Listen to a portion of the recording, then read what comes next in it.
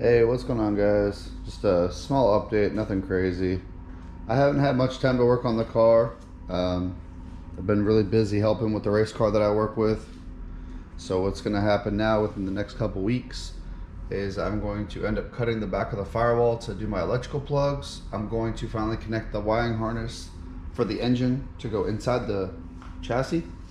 That way I can start wiring behind the dashboard. There's a lot of things I need to tie up in here. Steering wheel buttons, line lock, rear chassis harness, etc. So a lot of little things I need to start working on. As you can see, I finally I pulled the fuel cell out.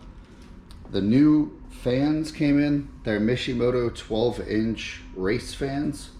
And I also got this awesome racing dual pass Mishimoto race radiator.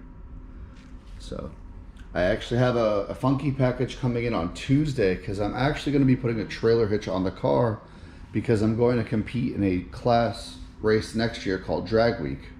I'll give more info about that later on, but that will be the plan for next year. The dashboard, I wired up my switches behind the dash. You can see the harness there. I just have to finish and terminate it into the car.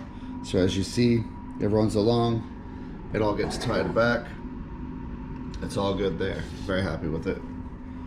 One thing, major progress for the build as far as parts, is I finally picked up the transmission that's going to go in the car. The transmission that's actually currently in the car is an empty case I've used for just mock-up. So as you can see the bottom of it, there's nothing to it. It's just a shell. That way we can make the mounts and have everything fitted to know where all my measurements would need to be. This is actually the trans that will go in. This is an FTI level 5 powerglide. So it's got a SFI rated bell housing and SFI rated case. Much stronger than the factory stuff. And this is the trans brake that for it. They say this is going to be good for about 1500 horsepower, which I know for a fact I will never reach anytime soon. But it's nice to know it's added insurance. You get your vent, your 2 cooler lines, and then this is where my dipstick will be. This was actually a trade-in that they went through and refreshed for me, so I'm very thankful for that. And I definitely got a good deal on it.